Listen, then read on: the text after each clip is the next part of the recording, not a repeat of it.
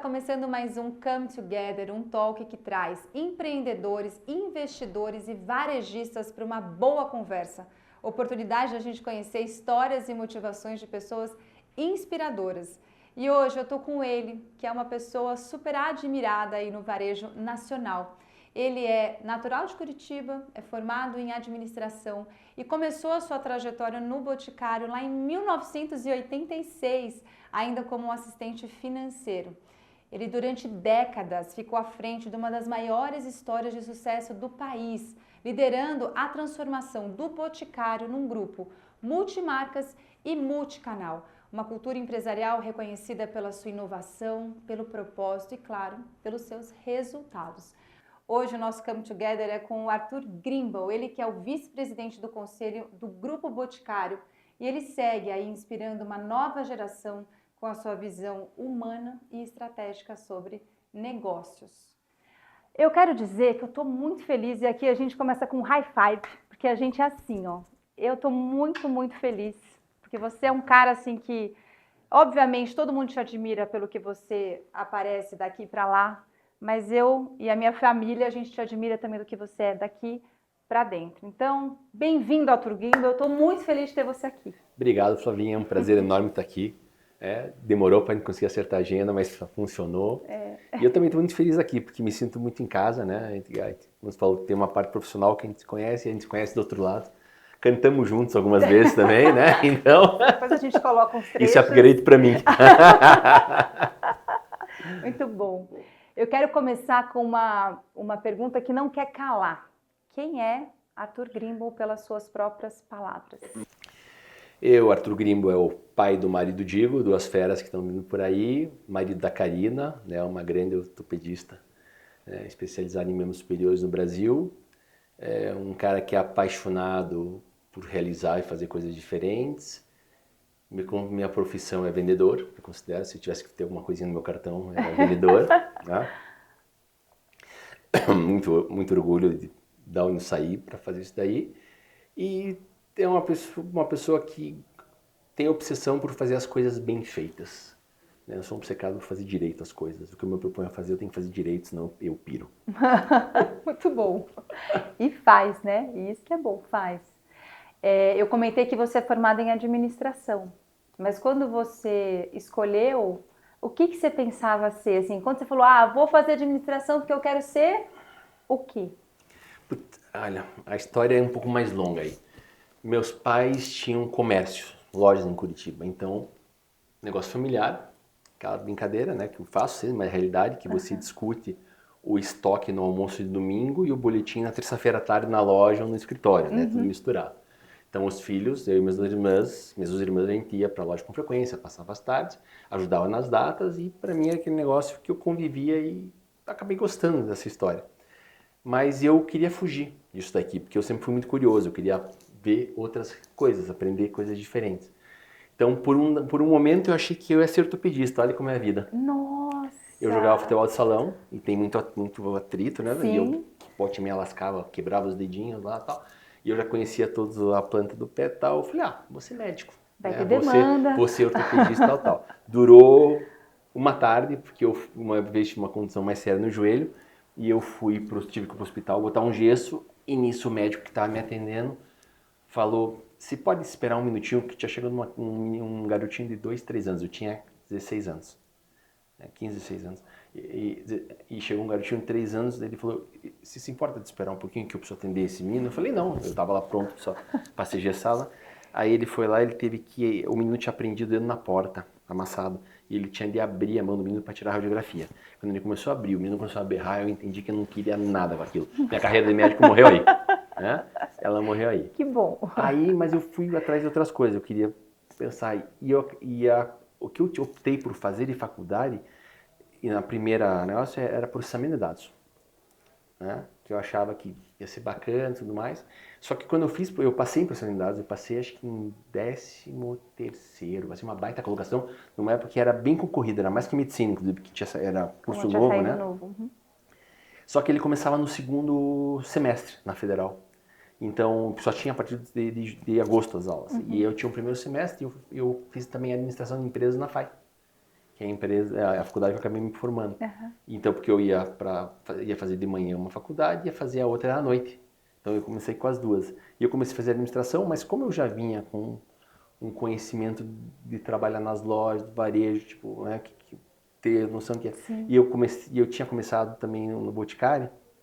Então, a administração, eu comecei a curtir fazer administração. E a parte de processamento de dados eu estava fazendo, mas estava chato, porque era muito antigo. E aí era negócio de perfurar cartão. Quem está ouvindo essa história vai ter que procurar ainda lá no negócio. Perfurar cartão e tal. Não era friendly a questão do aprendizado tanto. E eu aprendi, naquela época, eu descobri, na verdade, não aprendi, que eu sabia muito bem o que eu queria encomendar, mas eu não era a pessoa mais correta para fazer a programação disso. Aí eu fiz durante um ano. Eu queria largar na metade, meu pai falou, já que faz direito, fecha o ano pelo menos, né? Você tranca a matrícula. E eu tranquei e fiz só com administração. Nunca mais voltei para o processamento. Eu voltei agora, né? Quer dizer, por tecnologia, por tudo mais que todo mundo tem que estar embarcado. Mas com abraçar a carreira, não. Daí eu fiquei com a administração. E para mim foi muito importante, porque quando eu fui fazer, quando eu pensei em fazer administração, até um amigo meu estava vindo para São Paulo e ele falou que ia fazer GV. Eu falei, nossa, bacana. Daí eu fui falar pro meu pai, eu queria morar em São Paulo, fazer GV. Sabe aquela história que ele olha pra você, faz que nem ouviu e continua conversando, tipo, esquece moleque, né? Falei, beleza, entendi. Mas pra mim foi bom porque eu pude fazer o curso com aplicação prática, porque eu já trabalhava, tinha muita essa de coisa. Então eu conseguia discernir sobre o que vinha de relevante do outro lado, que tinha aplicação e mais do que só ouvir, eu fazia muita troca com os professores. Então foi muito bom. Eu apliquei na prática o curso ao mesmo tempo. Ao mesmo tempo, sensacional. Sabe que a minha mãe fez processamento de dados também, lá na FATEC, não sei lá quantos anos atrás, mas era um curso realmente muito, assim, concorrido e que hoje... Você me falou, era comércio do quê que os seus pais tinham? De roupas. A gente tinha algumas lojas de confecção, lojas mais populares no centro da cidade. Nossa. E como é que o Boticário, você falou, aí o Boticário entrou, e aí como é que o Boticário entrou? Aliás, eu sempre tive essa vontade de perguntar isso para você. Porque eu sei que tem umas coisas meio... Eu queria entender essa história, porque para mim também não era muito claro, assim, como é que tudo aconteceu? Bom, acho que tem que começar esclarecendo um negócio que é importante. E eu faço uma brincadeira que eu digo que hoje o Grupo Boticário deve ser um bom negócio, né? Porque ele nasce já desafiando a primeira lei da física, que é uma sociedade de dois cunhados. Então, né? Eu sabia que tinha uma parentada aí no meio. Ou seja, nós somos em 3 irmãos em casa, eu sou temporão, eu sou menino e temporão, tenho 2 irmãs mais velhas, sou temporão. A minha irmã mais velha, a Cecília, começou a namorar o Miguel. Né? E ele abriu em 77 a farmácia, em 79 ele abriu a loja no aeroporto Afonso Pena, em 82 a fábrica, né? Um pouco da sequência. E elas começaram a namorar e se apaixonaram também. E eu me dava muito bem com o Miguel, a gente tinha uma relação muito boa, a gente tem uma diferença boa de idade, mas a gente sempre se deu muito bem. Né? E tanto que eu matei bastante aula do colégio para ir no laboratório fazer produto, brincar lá, fazer negócio. Ele me dava umas amostras que eu misturava e eu vendia esse perfume para as amigas da minha outra irmã lá. Eu fazer um blend já. E dentro disso, às vezes que eu já trabalhava na loja do meu pai, né? Ou seja, eu comecei a trabalhar, tive uma carreira rápida nas lojas lá. Eu fui guardador de banca, aquele negócio que ficou olhando o saldo ali, daí meu pai falava, faz cara de bravo pra ninguém roubar, e ia lá. Aí eu fui ser porteiro, tinha uma loja infantil que tinha de ficar no final do ano controlando a entrada e saída de pessoas ali para o fluxo. E aí com 12 eu fui ser office boy, porque eu queria uma homem de mesada. E eu nunca gostei de pedir nada. Então eu falei, na troca eu venho te ajudar aqui. E você me incrementa, meu pai topou na hora. E nisso eu passei a conviver muito mais com o ambiente de varejo, com a loja de empresa e tal. E comecei a ficar muito interessado, me apaixonar nessa questão. Só que às vezes você se desentendia. Eu não entendia com meu pai, com meu tio que era sócio. Aí eu ia bater na porta do Miguel lá. Quero trabalhar com você. Aí ele dizia, não, pelo amor de Deus, volta lá que eu não quero problema com o sogro. E isso foi até 86, eu tinha 17 anos, foi 86. Porque daí teve mais um plano econômico no Brasil, né? Acho que quem vai estar nos ouvindo aí vai ter que pesquisar, mas a gente tinha o cenário de inflação de 80% ao mês, uma série de coisas. Mais um plano, era o plano cruzado, de o funcionário era o presidente, era o ministro da Fazenda, perdão, dentro disso, o presidente Sarney. E aí ele precisava fazer uma mexida importante lá Então, precisava arrumar algumas coisas que não estavam dando certo. Aí trouxe uma pessoa bastante experiente para trabalhar com ele, que foi o seu Bernardo Fedalto, que ia ser o diretor financeiro e a pessoa que ia organizar tudo. E ele precisava de uma pessoa para acompanhar o Fedalto nas coisas. E aí ele foi falar direto com meu pai. Ele foi lá, meu pai falou, pro senhor Arthur emprestado. E meu pai falou, leva. E eu Pode fui. levar. Foi assim que entrei lá, em 86, como assistente financeiro. Aí foi muito legal, porque para mim era uma oportunidade muito boa de aprender. Eu sempre falo que eu quero morrer curioso, né? Eu sempre, né? E aí eu tinha vindo de uma experiência boa de varejo, vou brincar, raiz, né? Porque não tinha essa história de filho do dono, você vai ficar no estoque, você vai carregar mala, você vai atender, pacote, caixa, MBA full. Total, na prática. Em chão de loja, né? Fazer. E disso, aí quando eu fui pro Boticário, para mim era uma experiência nova, porque ia ter um negócio chamado Fábrica, que eu não tinha nem ideia como fazia. Tava começando o desenho do franchise, estruturado. Então era uma marca nova num canal que supostamente ia ser construído ainda, então era uma oportunidade muito grande para aprender. Então eu fui feliz da vida para lá, dentro disso. E na época era perfume. O que era o produto Não, Boticário? Já tinha tudo? Não, eu nasci numa farmácia de manipulação, né? Mas só que já era uma farmácia diferenciada na época, porque o Miguel já teve a sacada, pela experiência dele de varejo com o pai também, porque como que era? Em 77, você pegava uma receita do dermatologista, você ia na farmácia e ficava esperando fazerem a fórmula para você. Na hora? Na hora. E ele, com isso daqui, ele já fez um negócio que era tipo uma boutiquezinha, então tinha lugar para sentar, tinha ar-condicionado, música ambiente, cafezinho, era agradável a espera, não era aquela espera no sol lá. Sim. Era próximo, não era no centrão, era próxima do centro, não era uma rua de grande fluxo. Então ele montou lá e as pessoas estavam lá. E aí nisso, ele vendo as pessoas lá, ele resolveu oferecer 3 produtos. Ele fez um perfume chamado Boticário, uma embalagem branca com um maguinho desenhado, um shampoo de algas marinhas e um creme de abacate e mel. Ou era camomila e mal, acho que era. Camomila e mal, acho. Né? E começou a oferecer para as pessoas e elas passaram a gostar dos produtos. Então nasce com isso. Quando vai para o aeroporto, aí vai com o portfólio um pouco mais amplo, mas era mais perfumes. E tinha 2 ou 3 shampoos, mas o grosso era perfume, mas tinha shampoos, tinha as loções hidratantes, né? E aí começa a construir o portfólio. Nossa, gente. E tem algumas coisas que são assim muito, tipo, Tati, assim, esses perfumes, as coisas que marcam muito a Bote, assim, né, o tio Botinho. Eu lembro, assim, das minhas coisas muito, de quando eu era criança, assim, de usar o Boticário. Muito, muito, muito, muito. Estileto. O estileto foi junto com o Tati, lançado em 1985. Gente, eu lembro. Assim, não lembro no lançamento porque eu não era nascida no caso, mas logo depois eu nasci, logo depois. Mas eu lembro, assim, lembro da embalagem, sabe? Lembro do cheiro, a gente tem muito essa memória, né, olfativa. A memória olfativa é uma das mais fortes que você tem, para não dizer a mais forte. Nossa, O Júnior fala que eu sou um perdigueiro, porque eu chego no isso está cheirando isso. E a minha menor, a Nina, ela é igualzinha. Ela, nossa, mamãe, isso aqui tá cheirando a Ilhabela. Eu não faço ideia de que cheira a Ilhabela, mas pra ela tem, entendeu? Alguma coisa que... E aí você me falou que já estava começando essa coisa do franchising, mas era uma coisa nova, né? E aí você foi esse grande responsável por dar essa virada? Não. Me conta como é que foi também. Um trabalho de time, né? Um conjunto lá, sim. que já estava fazendo. Acho que a gente tinha... eu entrei numa fase de estruturação do franchise em 86, né? Já tinha, a primeira franquia já existia, foi em 1980. Uma senhora que é ainda nossa franqueada, a Laura, hoje é de Taguatinga, ali na região de Brasília. Nossa, de Taguatinga, eu conheço. Ela trabalhava na Embaixada da França. E ela vendia muitos produtos nossos dentro da Embaixada da França, o que para nós era um excelente atestado de qualidade. Curioso, né? Porque o pessoal com a facilidade diplomática de comprar produtos sem imposto, mais sem imposto de exportação, comprava, ela vendia muito bem. Tanto que ela resolveu ousar, ela pediu demissão de lá para montar uma loja igual que ela viu no aeroporto Afonso Pena, em Curitiba. Ela montou a primeira loja. Então, mas aí era só produto e o design da loja, e depois ele foi evoluindo na questão de prestação de serviço, o que era, fomos construindo. E eu pude participar dessa questão da construção, que era franchise, a gente tinha master franqueados. Acho que onde começa a ter um pouco mais de presença, acho que foi num projeto que a gente fez chamado Redesenho, foi em 1996, 10 anos depois, né?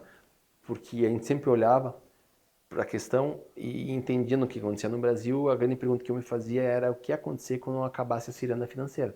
Porque muitos dos negócios estavam distorcidos na época. né? Ou seja, a questão era ganhar dinheiro no mercado financeiro com a alta taxa de juros. Por exemplo, como fazia um supermercado? Ele comprava um produto por 100, pedia 120 dias para pagar, pegava esse produto que ele comprou por 100, ele vendia por 90 no supermercado, ou seja, não tem mais valia, não tem imposto. Sim. E ele pegava e vendia por 90 à vista. Sim. Né? Então, vamos dizer que dos 120 dias, ele usasse lá 15 dias, 20 dias para vender tudo aquilo lá a 90 e pegava esse dinheiro que ele arrecadava e aplicava então a 50, 60% ao mês até o pagamento de 120 dias. Então ele pegava esses 90, fazia a continha lá, tanto, e aí depois ele pagava o 100. Então esse era o ganho. E a gente, óbvio, a gente sempre, eu era financeiro na época, né? A gente sempre aproveitou bem essa questão de como fazer, mas no fundo a equação era, nós somos uma empresa de operação. Sim. A gente concebe produtos, a gente fabrica, a gente vende, comercializa e mais. Então a pergunta aqui, o que aconteceria? E aconteceu. Né? Veio o Plano Real, Fernando Henrique, 94, desce a inflação e desce a taxa de juros, e aí as eficiências começam a ser questionadas do que lado. Sim. Dentro disso. Então, o que você ganhava dinheiro com o quê? Com o giro financeiro ou com a tua operação? E nisso a gente fez um projeto chamado Redesenho, que a gente pegou e virou a empresa de ponta cabeça. E virou por uma... Não virou porque estava mal, já era super bem. A gente faturava na época mais de 100 milhões de reais. A gente era marca notória, que se falou em perfumaria, falava em boticário. Né? Os franqueados, a gente já tinha 1.000 lojas, 1.000 e tantas lojas. Né? Os franqueados satisfeitos, tá, tudo... Só que a gente achava que dava para fazer melhor, dava para fazer diferente, dava para fazer mais próximo, a gente resolve virar tudo de ponta cabeça. E eu tive a oportunidade de liderar esse projeto de redesenho. E aí, então, obviamente, com todo mundo junto, Miguel junto, Fedalto junto, mas tive a oportunidade de liderar todo esse processo. A gente fez uma transformação muito grande na organização. E aí eu falo que isso daqui que a gente fez, que em 96, que foi o redesenho, foi a sementinha do grupo. Que a gente fez, então, essa que você comentou, né? A questão de multimarca e multicanal, que aí sim também, daí estava mais já, eu já estava um pouco mais comigo a boleia. Uau! E que coragem, né? Porque assim, às vezes as pessoas ficam realmente sentadas naquilo que, não, tá dando certo, vamos assim, e querer mudar um negócio e tomar um risco também, porque toma um risco. Mas é uma característica nossa, sabe? Acho que a gente tem uma questão de não se sentir cômodo o tempo inteiro. Você está sempre buscando alguma coisa, como fazer melhor, como fazer diferente. Porque eu acredito que dá para fazer melhor, né? Então, acho que tem isso. Tem a questão desse incômodo em não esperar que as coisas fiquem... É um incômodo positivo, né? Porque muita gente espera a coisa desandar para poder mexer. Eu prefiro ir mexendo enquanto ela está na alta. E para isso, eu tenho que explicar muito, que as pessoas não entendem muito esse conceito, né? Falam, mas para que você vai mexer? Tá funcionando? Para que me xingar? Não sei o que era nome, né? Imagina, louco, tal. Mas é isso, porque você tem que ir fazendo as mexidas. Não precisa esperar o negócio apontar para baixo. Acho que tem que ter a visão de onde você quer ir e a partir daí fazer as curvas. E aí a gente mexeu. Nessa vez a gente mexeu de forma importante, depois tive outra em 2013, fiz uma em 2015, fiz uma recente. Agora que a gente inverteu toda a forma de gerir o negócio, destruir todas as unidades para fazer por jornada, por crença que dá para fazer diferente, dá para fazer melhor, né? E de volta, porque a gente fala, no nosso caso, a gente mexe em time que está ganhando, para continuar ganhando, é hora estratégica e tudo mais, mas quem não está acostumado tem uma certa dificuldade em entender isso daí. Porque geralmente, acho que todo mundo pegou, faz exatamente essa frase virar uma máxima, que é não mexe em time que tá ganhando. Agora, tem uma coisa no Boticário que é surreal, que é cultura, assim, é uma coisa que...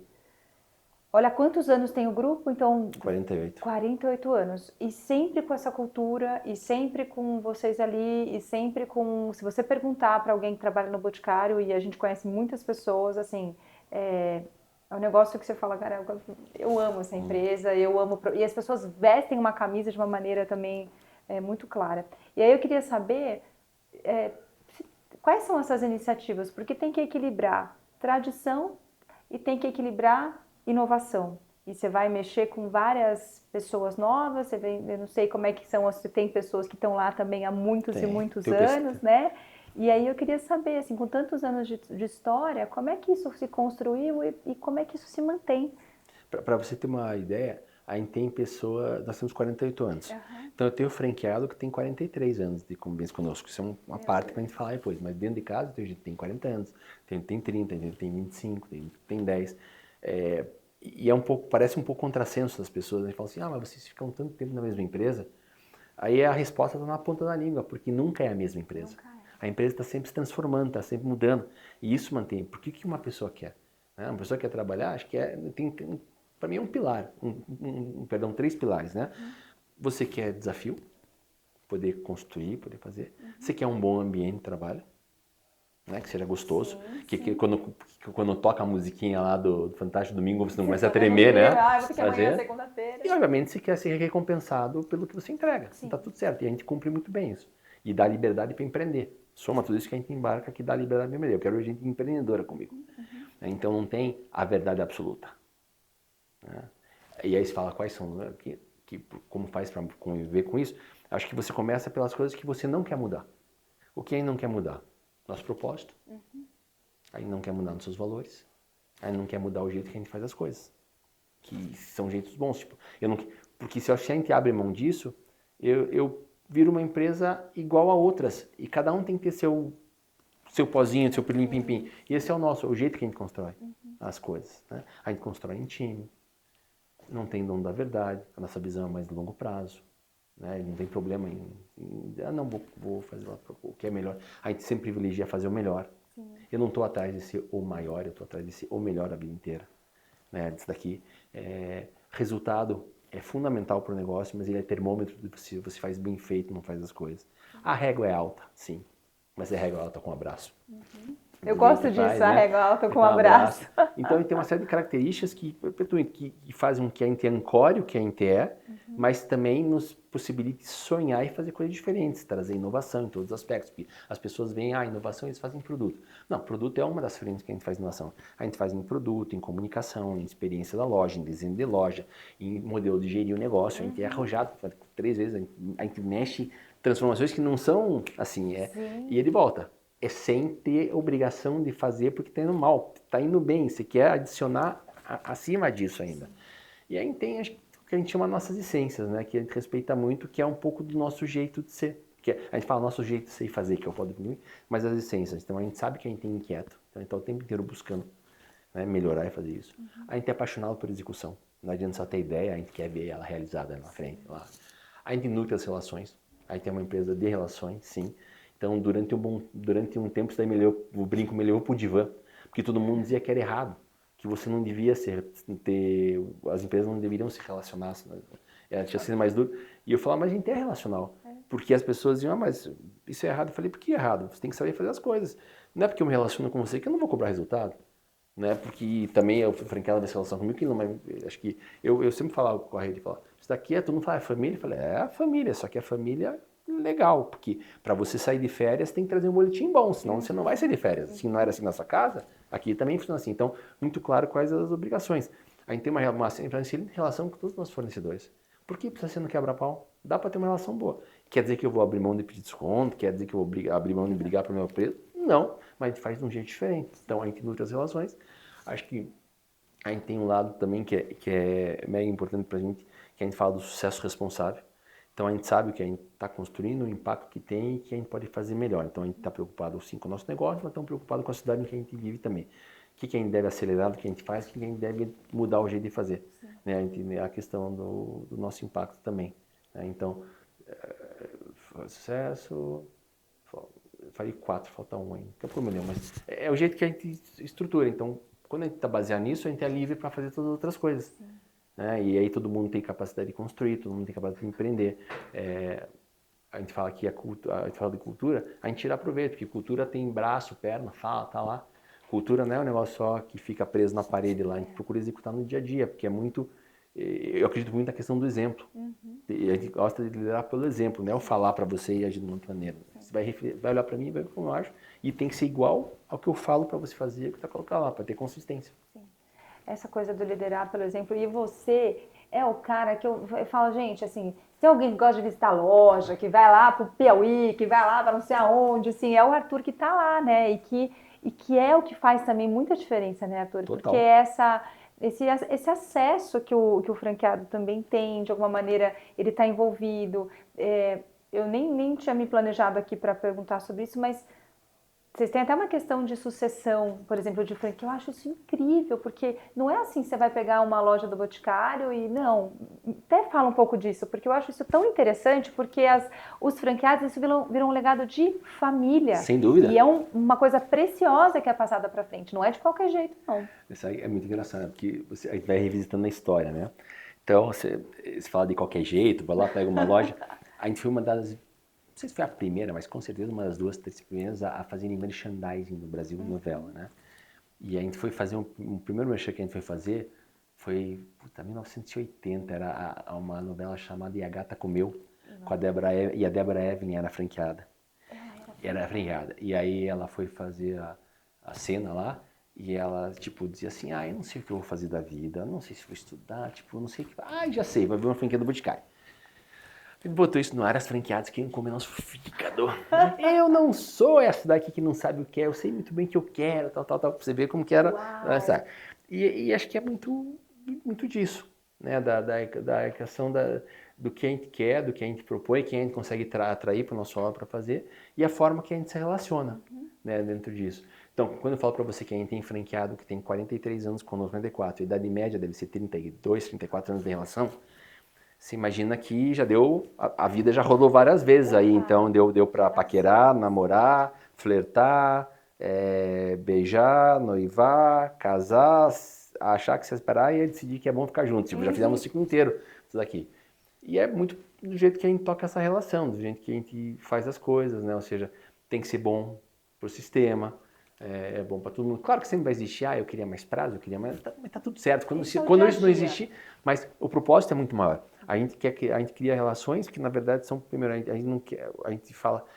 Muitas franqueadoras criam o foco na figura de um operador da franquia, o que é ótimo. Só que a gente saiu de um passo lá atrás que eu queria criar empresários de franchising. Porque o nosso modelo, desde o começo, ele já é propenso para ele ter mais de uma unidade. Então, grande parte das cidades do país, 99% das cidades do país, tem um operador na cidade, que foi sendo escolhido, lapidado, e fica para operar o negócio, para ele poder focar, para ele poder trazer a família. Sim. Também, né? Porque eu brinco sempre, né? Uma loja sustenta uma família, uma loja pode sustentar 2 famílias, uma loja não sustenta 3 famílias. Então, se você quer que tua família tenha isso, tem que crescer o negócio, tem que ser bom, tem que fazer. Então, e a gente fez essa troca, né? Ao longo da construção da relação com eles. Eu brinco, quando eu cheguei lá, como diretor comercial lá, tinha o cara era dentista, vou dar o exemplo, dentista, tinha a loja de confecção, a pastelaria e a loja do Boticário. Eu falei, beleza, amigo, tá tudo certo, mas eu preciso abrir mais loja aqui. Você tá afim comigo? Preciso de tempo, dedicação e tudo mais. Então, mas eu vou abrir mão, vai, porque eu vou te dar outras coisas. Então, ele foi crescendo no número de lojas do Boticário e foi abrindo mão de outras coisas, ou passou para alguém da família fazer tudo certo. Então, foi criando essa visão do cara ser um empresário do setor. Tanto que nossos franqueados são, quando alguém quer oferecer algum negócio, eles são os primeiros, porque sabem da qualificação, do treinamento, de quão bom empresários são, da seriedade e tudo mais para fazer. E é um pouco de como a gente maneja a relação, né? E você fala assim, visita a loja? Visito muito, porque primeiro que acho que tem a música do Milton Nascimento, né, que fala que o artista tem que ir onde o povo está, o varejista tem que ir onde o cliente está. Então, nos canais tem que ir lá, tem que ouvir, tem que tá vendo o que acontece. E para mim, eu me energizo e me inspiro muito das visitas que eu faço nas lojas, nas IES, que a gente tem das revendedoras, tudo mais, dos clientes multimarcas. Porque a troca é boa, você está vendo o que acontece, você vê como o cliente pega no produto. A gente fez isso a vida inteira. Os últimos anos, para mim, talvez eu fiz menos do que eu gostaria, porque obviamente tinha uma série de outras atividades, mas na medida que eu fiz agora, eu ganhei tempo para fazer isso. Então, é muito bom estar presente. Fora estar com o franqueado, com a equipe dele, reconhecer, ver o trabalho que é bem feito, né? Ou seja, aí não leva só a marca quando a gente vai para uma cidade lá. Se for visitar hoje, eu morro de orgulho. Porque a gente vê o negócio girando bem, a gente vê uma baita de uma estrutura empresarial, planejamento, tal, feito, lá, tudo mais, e a questão de governança. Mas está falando, não estou falando aqui em São Paulo, estou falando de uma cidade desse tamanho, lá na Bahia, o modelo é esse. Então a gente leva empreendedorismo, a gente leva o modelo de negócio e leva estruturação, pensamento, né, de perpetuidade da educação. É lindo de ver isso daqui, né? E aí você traz a questão do franqueado, junto do programa de sucessão, Porque você tem que pensar nisso, né? Acho que nós latinos temos um problema com duas palavras. Uma é sucessão, outra é testamento. Você fala em testamento, você parece estar condenando alguém a morrer. Você fala em sucessão, está condenando alguém a vestir o pijama. E eu troco essas duas por planejamento. A primeira vez que a gente falou com a rede foi de sucessão foi em 1995, na convenção de 25 anos em Foz do Iguaçu. Eu quase apanhei na saída do palco. Porque as pessoas eu não quero sair, quem falou? Eu falei, ninguém precisa sair, é para pensar na vida. Por quê? Porque eu sabia que precisava desenvolver o negócio. Uma rede, uma marca, ela é feita das pessoas que atuam. Né? Ou seja, quem é à frente da marca não é o Arthur, não é o Miguel, não é o Fernando. Aí tá, é institucional, então, mas quem é a consultora da loja que está atendendo a pessoa lá em Teresina, que você falou no Piauí. Ela e o franqueado faz isso daqui. Então, se essa turma não estiver vibrante, com energia e tudo mais, uma rede de franquias, o ar que a franqueadora respira entra pelo nariz dos franqueados.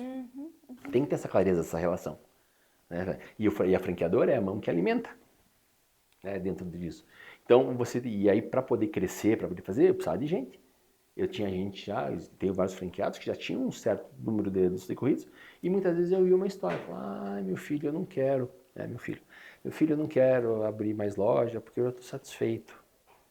Eu já tenho minha casa, já tenho a casa da praia, tenho a chacrinha, né? Falei, beleza, então nós temos um problema aqui, porque eu preciso abrir mais loja na sua região. Então, tem 3 hipóteses aqui. Ou o senhor abre, que é melhor, ou o senhor vende. E se vocês não quiserem nenhum outro, eu vou botar um outro operador ali, porque aos poucos vai comer, porque vai ter mais apetite para fazer. Daí muita conversa, daí ele trazia a gente. E aí o que acontecia? Muitas vezes o franqueado vinha e falava para mim, eu tenho 2 filhos, 2 filhas, tal, me ajuda a escolher quem vai me ajudar aqui. Eu falava, eu? Eu não quero ficar nessa situação lá em casa, vai dar ruim para mim. De montar esse negócio, porque é uma responsabilidade, porque eu não conhecia profundamente, claro. Eu já vi como falar, tal. Aí eu dava uns pitacos, ajudei isso daqui, mas no fundo falei, vamos criar um programa estruturado desse negócio. A gente criou um programa que chama-se O Futuro em Nossas Mãos. É um programa que tem muito tempo, hoje é o primeiro programa de sucessão de franquia no mundo. Então, começa com um papo da família. Eles têm que escolher, porque tem gente que vai ser operador, tem gente que não vai ser operador, que vai ser sócio só, ou acionista, negócio. Aí ele passa por uma entrevista, aí ele tem o perfil, daí ele passa por 2 anos de um MBA conosco lá, para poder receber o título de operador para ser homologado para fazer. Tem gente que passa, tem gente que não passa. Então, é um processo muito legal. Mas que para nós foi fundamental, por quê? Porque quando a gente foi fazer a expansão, seja das atividades da marca Boticário, que cresceu muito, né? Mas, fora a questão dos outros canais das outras marcas, você precisava de gente. E aí tinha os sucessores que estavam vindo. Que aí tinham já um espaço que não precisavam brigar pela cabeça, que já podiam tocar o negócio que estava vindo novo. Então foi muito bom que deu uma deslanchada. Deu uma deslanchada sensacional dentro da equação. Isso eu acho, assim, eu admiro demais, porque é um programa que é isso, você prepara o cara, primeiro você vai ver também se ele funciona, porque não adianta se preparar, mas quando você vai testar, esse cara, porque é isso, a perpetuidade, como é que esse negócio vai pra frente, né? Agora, você, gente, vai lá pro Piauí, vai lá pra Bahia, vai lá pro Porto Alegre. E aí, o Arthur, como é que fica nessa história? Assim, você tem alguma coisa que você faça, que seja um hobby, alguma coisa que você consegue dar uma oxigenada e que até te ajuda a performar melhor? Acho que todo mundo tem seus pontos de escape, né? Acho que tem as coisas que são extremamente prazerosas, que é brincar com meus filhos, lá ficar com eles, lá que é muito bom, né? Aqueles momentos que se abraça e fala que é que o mundo pare. Acho que 2 coisas que para mim ajudam muito, né? Uma me ajuda muito com certeza, que é o exercício físico. Lá atrás eu corria, né? Cheguei a fazer minha maratona e tudo mais lá, né? Mas tinha uma atividade bastante intensa, daí parei de correr porque comecei a achar chato, mas eu não abro mão, então eu faço musculação, tento fazer aula de tênis, eu brinco que é difícil aprender depois de mais velho. Eu não vou nem falar que eu tô com a perna ralada, porque eu caí hoje de manhã, né, na quadra, eu tive que arrumar um look para cobrir minhas... Faço pilates, então eu tenho bastante e procuro fazer na parte da manhã, logo cedo, 6 e pouco da manhã, porque para isso me energiza, me dá uma energia pro dia e me desaluvia a cabeça também. Sim. Eu entro equilibrado, vamos dizer, no negócio todo. E adoro assistir filme e futebol. Então, a Karina fala, pô, mas você está assistindo série? Eu disse, assisto, porque o seu jogo tá bom, qual o problema? Não interessa. Eu vou virando lá e os dois ficam comigo assistindo lá, pelo momento eu digo. Molecada, Então, né? pra mim é bom, porque é a hora que se dá uma limpada na cabeça. E cinema também, adoro cinema, filme. É bom demais, ajuda. né? E um vinhozinho que ninguém nem ferra. Pois Né? de vez em É quando. uma combinação boa, assim, não é nada sofisticado, mas é bom para poder energizar e fazer as coisas do dia a dia. E ouvir um sertanejo, né? Mas aí só com uma intérprete preferida, que eu não posso nem contar quem que é aqui. Eu não aguento o Arthur, é muito engraçado, né? Todo mundo assim, vamos cantar aqui sei lá, uma Alicia Keys, uma Aretha Franklin. Não, já manda aí um Sweet 14, que nós já vamos com o pé na porta. Vamos fazer o pessoal brincar, né? E aí o povo gosta do quê? É disso, entendeu? Fica todo mundo lá contemplando, depois quando toca essas coisas, é isso aí. É isso, ele bota o negócio pra ferver. Uma coisa, eu acho meio difícil essa pergunta, mas assim, que são talvez muitas pessoas, mas quem te inspira? Quem me inspira? Boa pergunta. Acho que são algumas pessoas, né? Acho que meu cunhado me inspira muito, né? O jeito que ele toca as coisas, o jeito dele de pensar, tranquilo. É um bom equilíbrio. Eu sou mais agitado, ele é mais uma pessoa que, não, vamos ver, mas ele me inspira pela simplicidade também. Nós somos muito simples, assim, de jeito de fazer, mas ele, pela estatura que tem, pela simplicidade que ele toca, pela paciência, pelas boas palavras, ele me inspira muito pro dia a dia. Acho que é uma lição todos os dias. Meu pai, na verdade, me inspirou muito, né? Porque ele foi sobrevivente, ele passou pela Segunda Guerra, né? Ele muito jovem, a família era da Polônia, vivia lá numa cidadezinha, e estourou a guerra. Eles tiveram que se esconder durante 3, 4 anos no mato para sobreviver, né? E ele foi partizan com 13, 14 anos, né? Ele lutava e conseguiu tirar a família inteira. E ele veio de lá, ele foi para Bolívia, da Bolívia ele veio para o Brasil, então ele reconstruiu a vida várias vezes. E ele nunca perdeu os valores, nunca perdeu. Sabe, tem pessoas que falam, aconteceu isso daqui, não quero mais saber disso. Uma palavra, continua fazendo as coisas, negócio todo, claro, com seus traumas vindos do período e tal, mas sempre com um jeito bom, de uma palavra boa para as pessoas, querendo reconstruiu a vida várias vezes, deu valores não só para os filhos, mas para a família inteira. E equilíbrio duro de ter. Então, resiliência na veia. Ele é vivo ainda? Não, faleceu em 2004. 2004. Então ele viu você também, essa sua trajetória, né? Sim, ele chegou Ele chegou a ver, mas ele não conseguiu ter a dimensão, sabe? Porque é realmente difícil, né? Porque a gente tava dentro tocando aquele negócio. Quando eu fui fazer o redesenho, lá, ele olhava para você e teu cunhado são dois loucos. O que vocês estão fazendo? Porque ele entendia que a gente tava fazendo muita coisa. Era um período que eu chegava em casa à meia-noite todo dia e saía de casa às 7 horas da manhã, né? E rodava final de semana, tinha que fazer os projetos lá, e ele falava, não tô entendendo o que você vai mexer no negócio que tá funcionando? Ele falava, amanhã para explicar. Falava, putz, pai, não dá para explicar, né? O negócio ele fazer. Então, acho que ele viu o negócio todo, mas eles não conseguiram ter a dimensão do que a gente construiu. A sua mãe também? Minha mãe faleceu em 2009. Mas também. Essa curtiu um pouquinho mais, viu? Eu cheguei a levar ela em convenção. Tudo, aí dá para entender, né? E assim, imagina, olhar para você e acho que por tudo que ele passou e enfim, né? E também ver a tua irmã, toda a família, acho que isso envolveu a família como um todo, né? Com certeza. E ter muito orgulho, imagina, né? Tudo que ele viveu e do que você levou como legado. Se você pudesse olhar para o Arthur lá de trás, não sei de quando, se era o jogador de futebol de salão, ou se já começava lá no financeiro, ou se lá o menino que guardava a banca e dizia, se você roubar, eu vou pegar você na saída. Que dica, você teria alguma coisa para dizer assim, para esse Arthur lá de trás? O que você diria? Hoje, se cobre menos.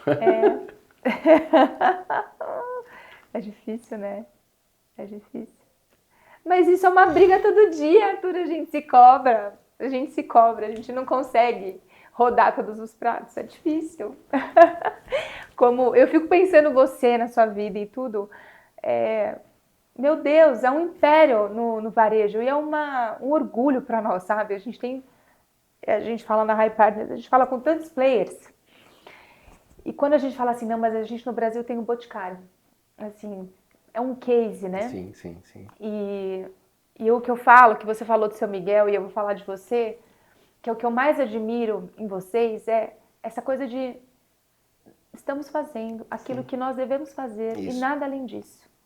E somos o que somos e nada muda também a nossa essência. E assim, nada ostensivo, tudo muito simples e é muito complexo o que vocês fazem, mas parece tão simples porque é de uma maneira tão respeitosa, tão É genuína, né? Acho que é genuína. o que a gente quer construir de forma genuína de fazer. E é pelo prazer de fazer. Porque as pessoas falavam assim, mas quando a gente criou o grupo, né? Mas o que vocês vão fazer? Para que você vai fazer isso? Porque é bom. Vou ter a chance de empreender do zero de volta. Né? A gente fez 3 novos negócios em 3 anos, de uma folha em branco de papel a produto na mão do consumidor. Mas você vai arriscar? Eu falei, arriscar o quê? Não, a reputação. Você já fez, já funcionou. Eu falei, e daí? Deixa eu fazer um novo. E se não der certo, não deu, tudo bem, vou fazer a próxima, sabe? Então a gente tem essa e é gostoso, é pelo prazer de fazer.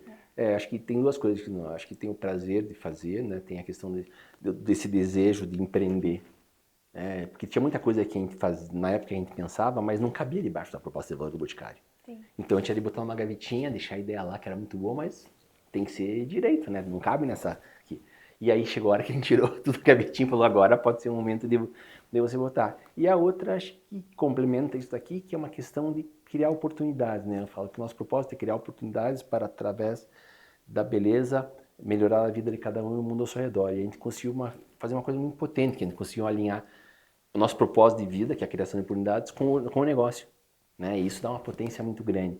E aí você conseguiu gerar, com tudo que a gente criou do grupo e tal, mas a gente tirou muito mais oportunidade. Hoje eu tenho 23 mil pessoas trabalhando com a gente, coloco a rede de franquias, vai dar perto de 50 mil colaboradores. Aí tem as revendedoras, que é a Casa de Milhão, que são muitas vezes não são exclusivas de uma marca única, mas né, o nosso contribui bastante. Então isso dá um impacto muito grande, é muita gente envolvida e é muita gente querendo prosperar. Então isso é muito legal. Então isso é o que traz sabor. Você vai dizer, puxa, dinheiro, né? Claro que dinheiro é importante, todo mundo quer, você quer ter uma boa qualidade de vida, eu quero que as pessoas estão conosco e tudo mais, porque Brasil, você precisa ter chance de pagar um bom plano de saúde, hospital, você tem coisa para... Tá tudo certo, mas isso para mim é consequência do que a gente faz. Se eu fizer bem feito, ele vem. Não é obcecado por isso. Né? Claro, tem meta, tem tudo certo, mas a obsessão é por fazer bem feito. Se isso que a gente desenhou fizer, a gente executar direitinho, tipo, leu o cenário direito, escolheu a boa estratégia, fez uma baita execução, vem. Então o foco é nisso daí. Então é por isso que é leve.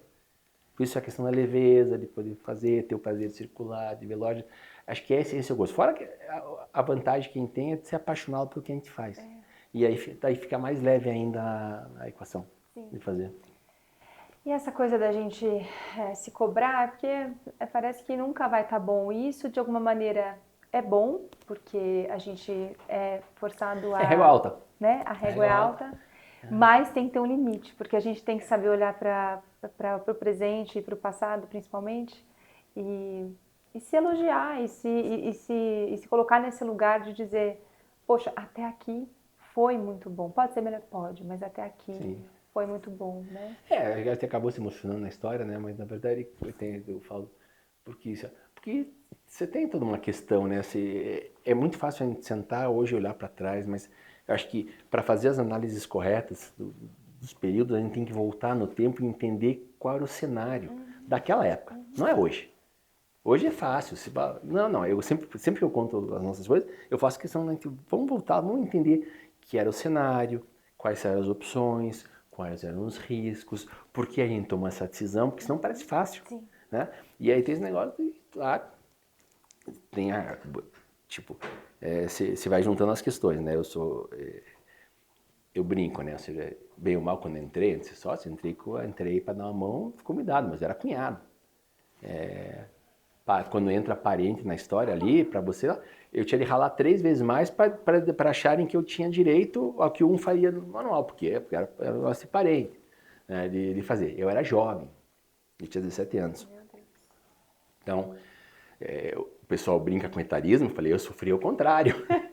Você é né? Era um muito negócio boa, de muito, muito jovem para fazer. Por isso que a gente tem a cabeça tão aberta, que aí não tem esse negócio de etarismo pra gente. Se tiver, não interessa quando você tem, você pode ter 18, você pode ter 65, se tiver vontade de fazer sangue no olho, no bom sentido, para lá, competência, vem que você vai trabalhar com a gente. Não tem esse negócio. Então, era muita coisa. E aí tá tudo perfeitinho, né? Porque não, como que eu ia errar? Não posso errar, porque se errar, vou abrir o flanco aqui no negócio. Então, era aquela revisão, a revisão da revisão. O que eu propunha tinha de ser a prova de bala. E hoje dá para ser mais leve, né? Você vê que podia ser mais leve um pouquinho. Então, podia ter feito um pouco mais de festa no passado que eu fiz, acho.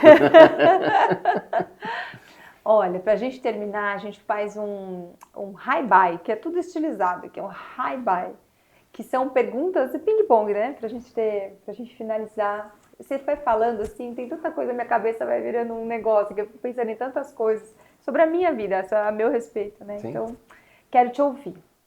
Um livro. Um livro. Eu gosto muito de um livro que é a Estratégia do Oceano Azul, né? Que é feito pelo INSEAD lá, que quando eu li me ajudou muito em ter discernimento de estratégia. Sim, esse livro é super antigo e ele é muito, muito maravilhoso. Uma pessoa. Pessoas tem várias, né? Mas atualmente eu tô com a Margaret Thatcher na cabeça. Tá com quem? Margaret A Thatcher. Margaret Thatcher. Nossa, Como ela conseguiu fazer as transformações Nossa. todas lá, independente, né, da questão de gênero. Sim. E a cabeça que ela fez e como ela teve a mão para execução disso daí. Maravilhosa. Uma frase. Uma frase, tem uma que é muito boa. Não me deixaram botar. Eu quero botar essa frase no meu escritório, mas não me deixaram botar. Que medo! É tipo, assim, se você acha que o mundo gira ao seu redor, vá correr no médico porque você está com labirintite. Nossa, acho que eu vou escrever na minha casa essa frase. Porque a pessoa vem te procurar, dá vontade de fazer assim, só, olha lá, o mundo gira ao seu redor, vai lá. Tá com labirintite. É bom, um recado para deixar na parede. Maravilhoso, Nossa, maravilhoso. Um sonho. Sonho? Um sonho. Acho que se eu pudesse, um sonho grande seria reduzir a intolerância do mundo. Acabar com esse negócio de polarização, tudo. Voltar para o mundo normal, que as pessoas possam conviver normalmente de novo e buscar as melhores coisas, né? Não só porradaria. Mas tem muito a ver com a frase que você falou. As pessoas não conseguem porque elas conseguem ver só aquilo que está ao redor. Então, não conseguem enxergar ao redor, né? Ai, Arthur Grimbo, eu vou te contar, viu? Foi melhor do que eu imaginava. Foi muito bom. Ai, que delícia. Obrigada mais uma vez. Eu quero te agradecer. Te agradecer por estar aqui, por falar, muito mais pelo que você faz, pelo que você empenha a sua força, a sua dedicação. Digo mais uma vez, eu tenho muito orgulho de você, muito orgulho da sua família. A Karina também, eu falei pra ele, né, quando ele chegou, nossa, a Karina vem toda semana, ele falou, eu também venho, essa família é uma família, gente, que faz a diferença. Então, vocês nos inspiram muito, os seus filhos, e tenho te agradecer. Não sei se você quer deixar um recado. Eu que te agradeço, obrigado pela oportunidade. Assim mata a saudade de você também, faz tanto tempo que eu não tinha para conversar, com qualidade, assim. Mas muito legal, acho que o jeito que você conduz, acho que traz um monte de ensinamentos, na verdade não ensinamentos, reflexões para as pessoas de forma importante para poderem melhorar o que elas fazem no seu campo, seja pessoal, profissional e tudo mais, né? Acho que é bem diverso, então parabéns aí. Esse é o objetivo. Muito bacana ter participado aqui. Sair daqui pensando, poxa, isso daí para o meu negócio ou então para mim, que tudo começa primeiro na gente, não tem jeito, né? Amei. E para você que ficou aí, que foi maravilhoso, não foi? Daí, em curtir e tudo, ajuda a gente também a propagar, porque esse conteúdo é muito bom. E eu te encontro então no próximo Come Together. One thing I can tell you is you got to be free.